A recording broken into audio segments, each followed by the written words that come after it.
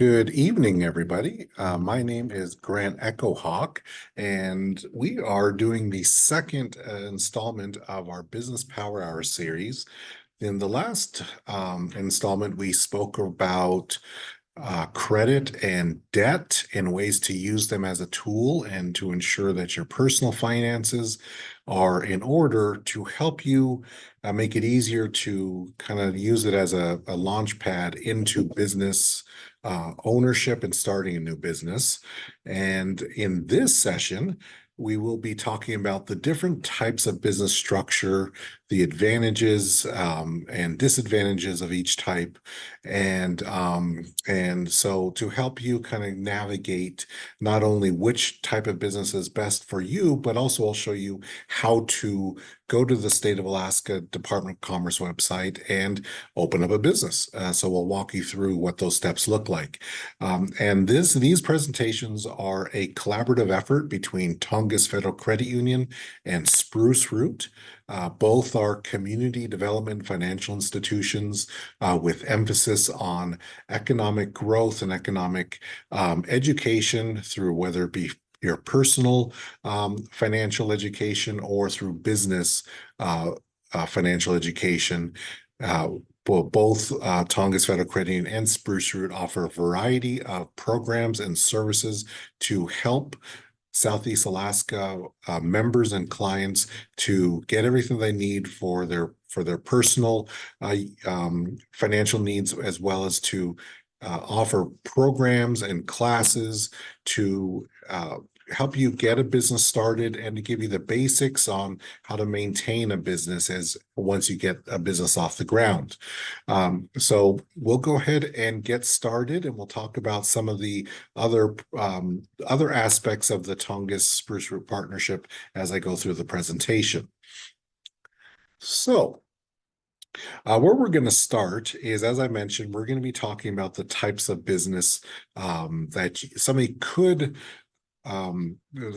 start as they're getting ready for business ownership or getting a business off the ground. The three types that we're going to mainly speak to this evening is a sole proprietorship, a partnership, or a limited liability company. Now, corporations are on here. And we're just going to briefly touch on corporations, and you'll see why once we get to that slide and seeing why that one we're kind of treating separately. And as always, if you do have any questions for anybody that might be jumping online, feel free to put them in the chat. And at the end of this presentation, I will have my personal information provided if you do have further questions. But for now, let's go ahead and start with a sole proprietorship. So sole proprietorship essentially is how that works is you as the individual are the business. A sole proprietor can use their own social security number as their tax ID, often referred to as an EIN, employee identification number. And so you as an individual are the business. So the benefits of that is that the sole proprietor enjoys all of the profits, reduces paperwork and filing requirements, and because you, the individual, are the business, it's very flexible. You can move quickly. If you want to make changes to your business, you can do that right away. You don't have to consult with anyone. You don't have a board of directors. You can make the changes that you need. But on the flip side, the sole proprietor also enjoys all of the liability and personal assets could be at risk. So what that means is that because you are the business and anything that your business does is you doing you performing whatever product or service you're offering, is that if there is a circumstance where there is a need, either a debt that had as unpaid or other liabilities, that your personal assets can be at risk. So really making sure that you take a look at your options to ensure that a sole proprietor is right for you. So So I'm just gonna quickly go around the little bubbles in this little graphic here. We've already talked about the individual as a business owner. You enjoy all the profits as the owner. The owner bears the loss and faces the creditors. The owner files the business tax by filing a Form 1040 and Schedule C. And that's what I spoke about is the paperwork is very easy. Not only with getting your sole proprietor started, but also the tax paperwork on the back end is much more streamlined and easier to complete. And then and it can be started easily. So because there's any liability or any risk that can come from your business does again can fall upon you and your personal assets. I generally recommend that you take a look at what is the business that you want to start, and you kind of do a personal assessment on how risky that business is. And if it is extremely low risk, then a sole proprietor might be a solution for you. I would still maybe recommend checking with an attorney or somebody that is a business or at least very knowledgeable in these, just to ensure that you've covered all of your bases. But some examples to keep in mind is, let's say, art or an artist is a relatively low risk business, and that's just one example. That you know you make the product, you sell it to someone, you have an agreed price, and it's unlikely that anything's going to happen outside of if you accrue too many debts for your business. But in general, that's just one example of a relatively low risk business. So again, it's something to keep in mind.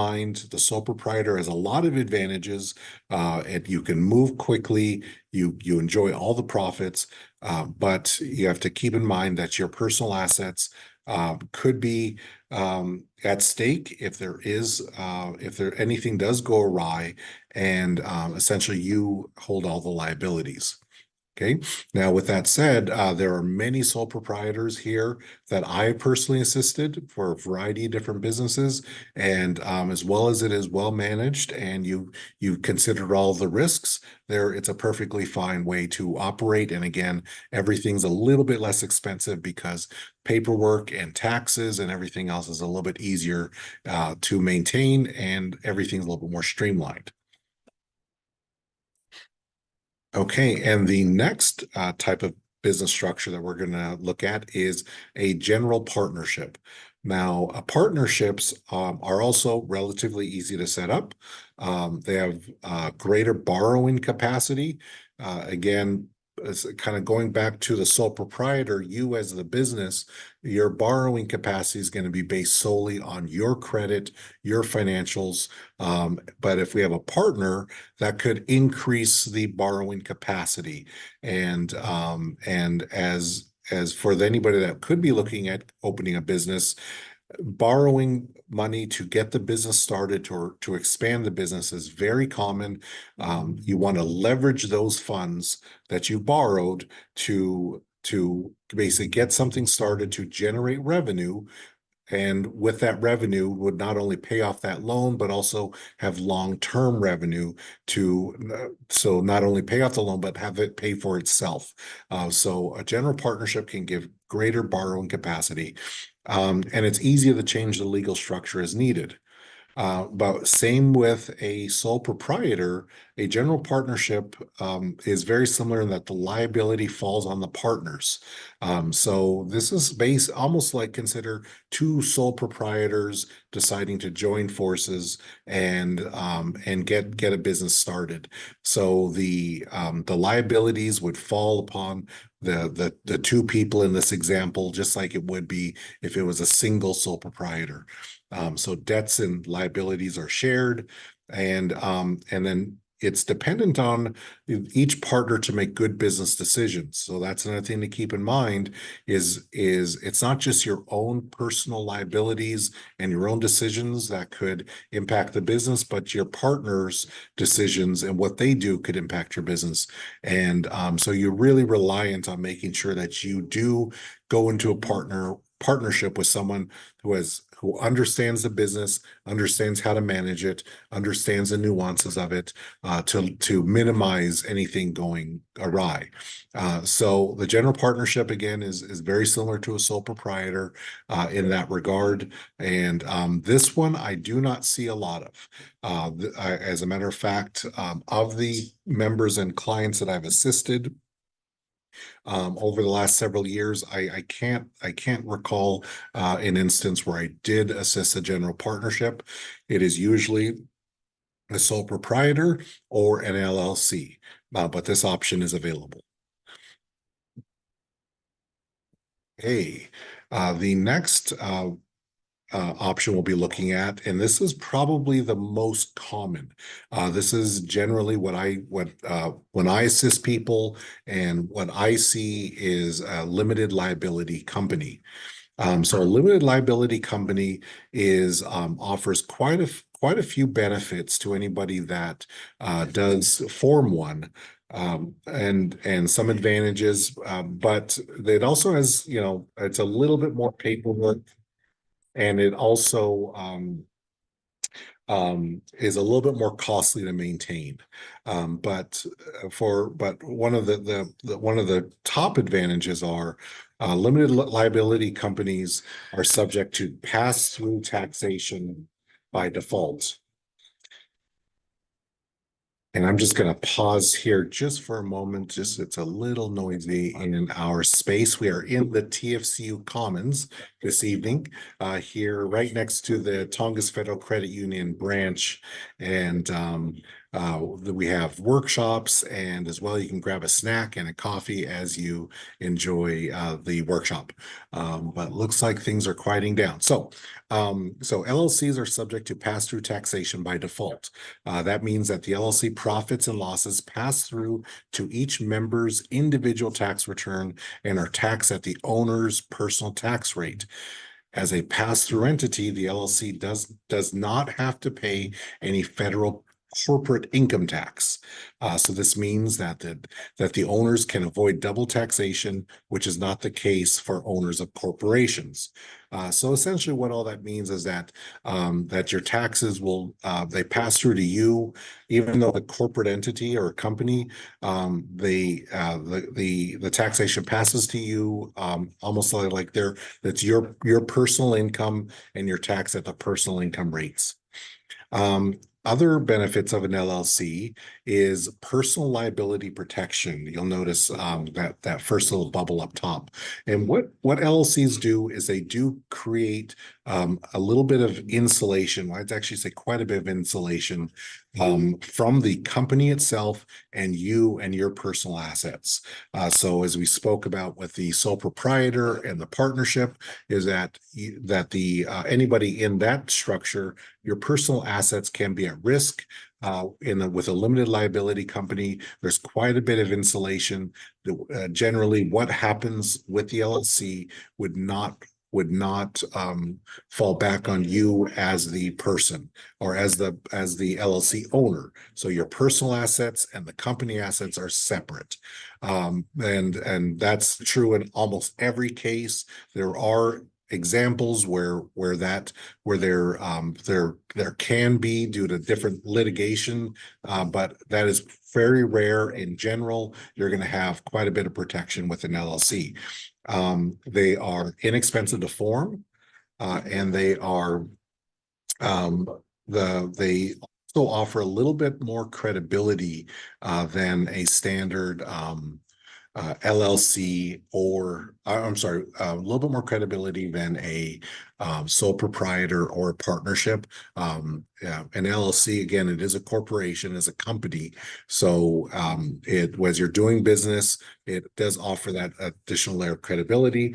There's different management flexibility options. There's less paperwork than a full corporation, and then different tax options to benefit you, like, as I said, the pass-through taxes. So that's generally what I see the most of. I generally see LLCs as the most common option that people go with, and then the next common would be a sole proprietor. But I'd say of the clients and members that I've personally assisted, I'd say about 75% of them are an LLC structure, and for the reasons that I outlined. So the next need to move forward. Hold on. Okay, thing I want to just briefly touch on with corporations, and you'll notice a little asterisk, is that it is highly recommended to obtain legal and tax advice before deciding on an S Corp or a C Corp structure. And in general, I don't assist at this level of business. The S Corp and C Corp have a lot of tax implications, just a much robust corporate entity, and they typically have boards of directors and just a larger entity that you really, I like I mentioned, I would just recommend making sure that you have legal advice and tax advice before forming one. But there are some federal tax, corporate tax implications. For example, an S Corp is not subject to federal corporate taxes, while a C Corp is. And then, different distributions and dividends may or may not be taxable.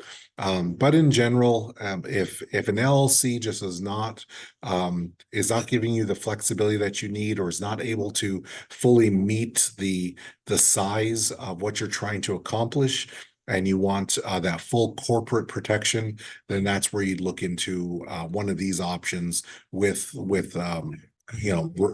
after doing your research and getting the appropriate legal and tax advice before you move into this. So again, it is an option. You can look at the differences between the two options. But like I said, in general, by and large, the folks that we would assist at Tongass Federal Credit Union and at Spruce Root would be LLC or sole proprietor. Okay, now the last thing I wanted to cover was how to actually open up a business and how to open up an LLC. So where we're going to go here in the state of Alaska, I put the URL right here on the screen, so you have a chance to take a look at it. And you could also just search Alaska Department of Commerce. And then what I'm going to do is I'm going to pop over to the actual website, and we're just going to navigate this together.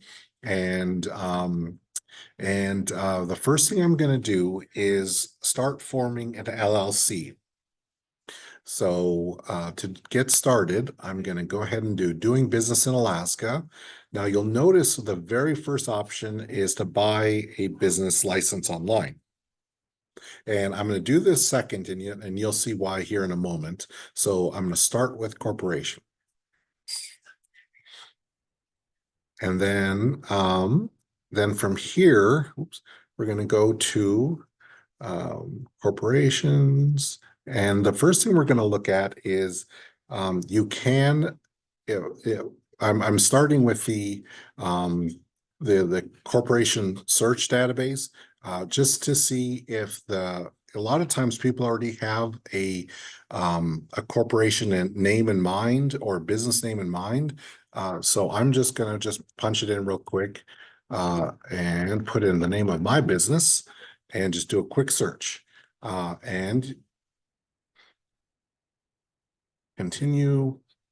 And there is no Julie's Jamboree business here in the state of Alaska. So that is fantastic.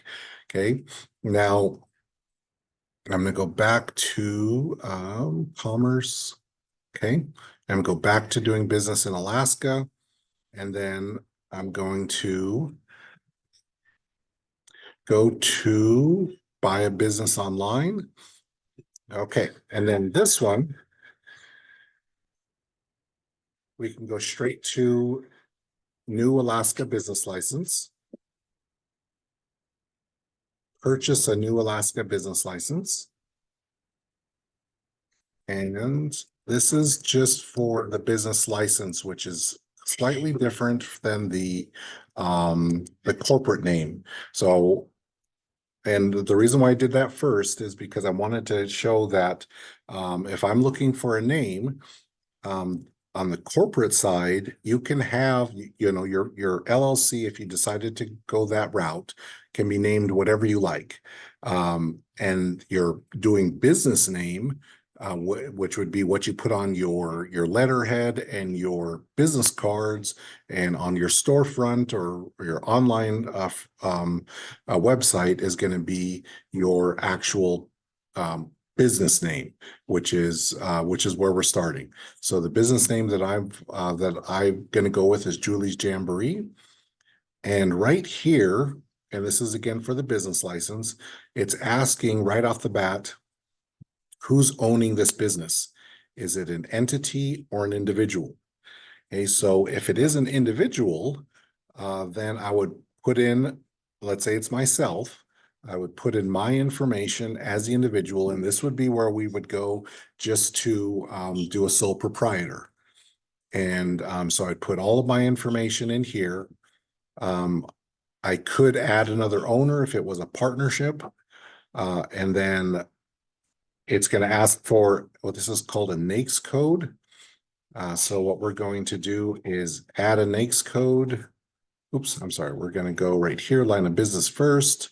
And then we're going to, let's say I'm into, let's pick a fun one. Let's do retail. Oh, actually, you know what? Let's run into this more. Agriculture, forestry, fishing, and hunting.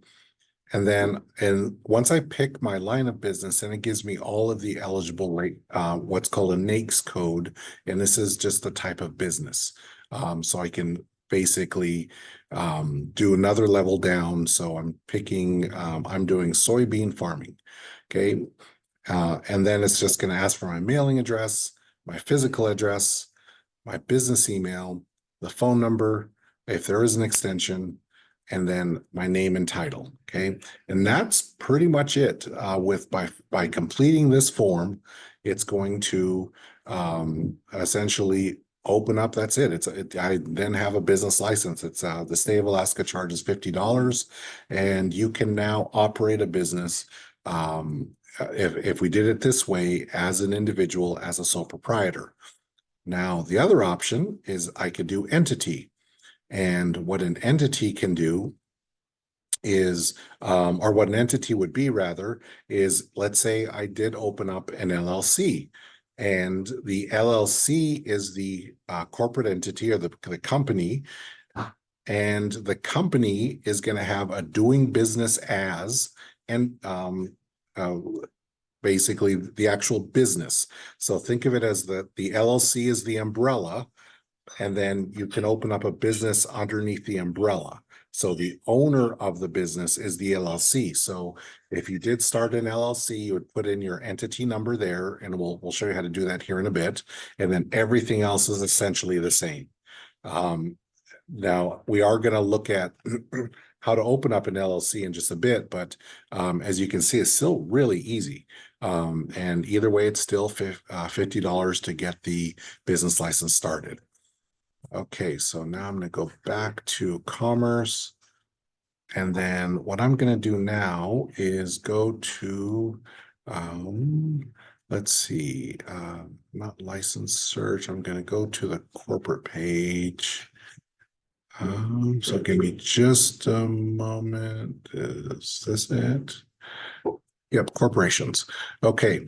Gonna go to corporations, and then on this one, what we're gonna do is forms by entity type. There is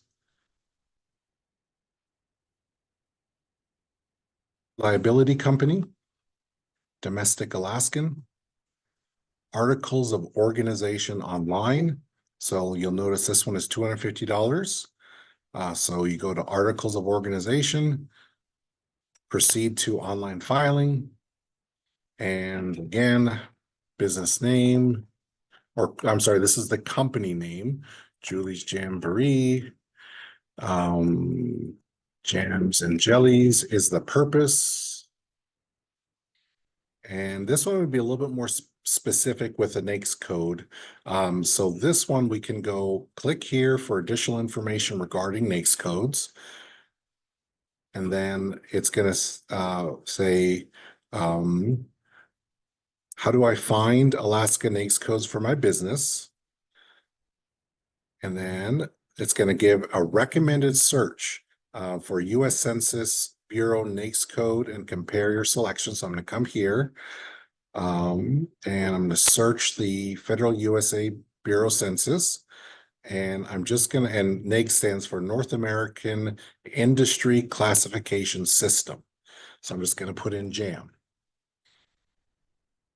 Okay, and you'll notice this is for if I wanted to, for canning jams and jellies, I want 311421. So I'm going to go back to here. I'll just put in the number 3 to speed it up. 311421, fruits and vegetable canning.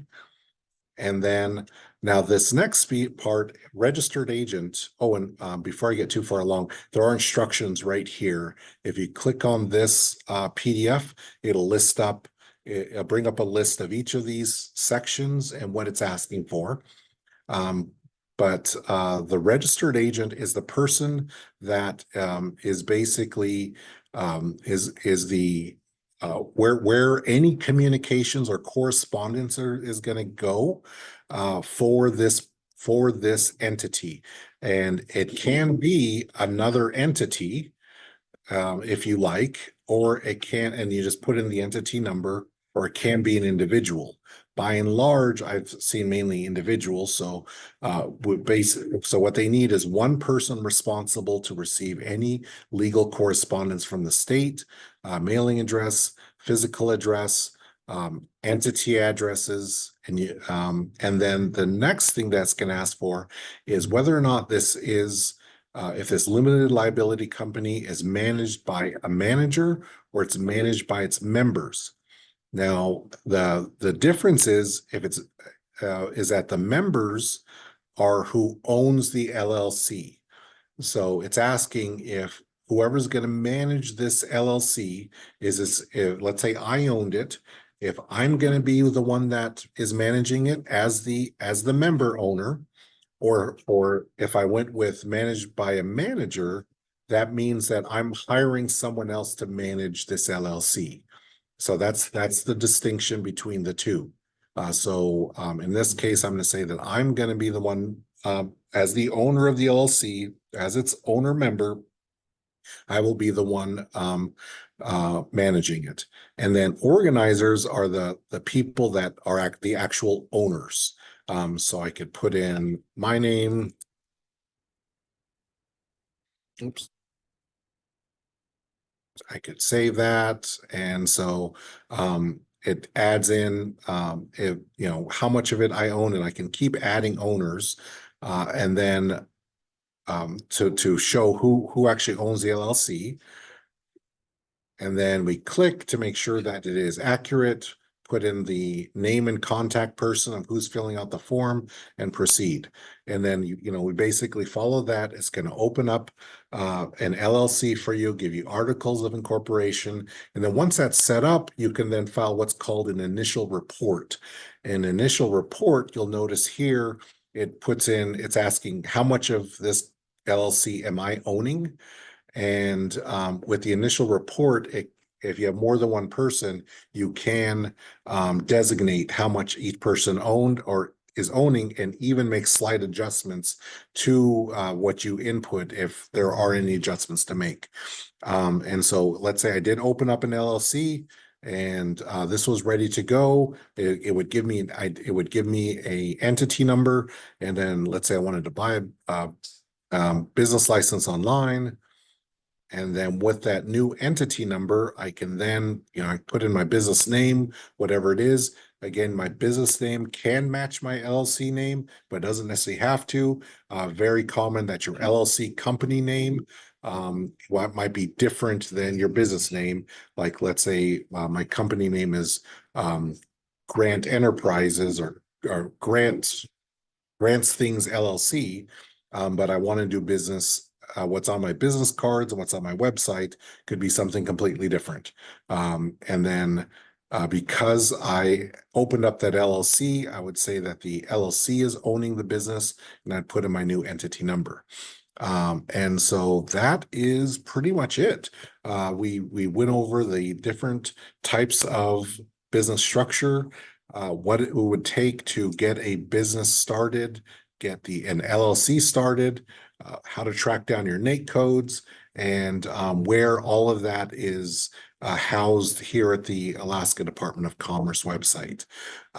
So that is the end of my presentation. I don't believe we have any questions, correct? No, there's no question. No questions. Okay. Well, again, thank you very much for joining us. My name is Grant Echohawk, and this is a partnership of Tongass Federal Credit Union and Spruce Root. For those that are interested in looking at getting a business started, both Tongass Federal Credit Union and Spruce Root do offer small business loans, and as a matter of fact, Spruce Root does offer for loans 50,000 or less a truncated application option. So if you're interested in reviewing any of those options, you can go to tongassfcu.com or spruceroot.org to look at the two options available. And I can also be reached at Grant Echohawk at tongassfcu.com. That's GECHOHAWK at tongassfcu.com. All right. Thank you, everybody. Have a nice evening.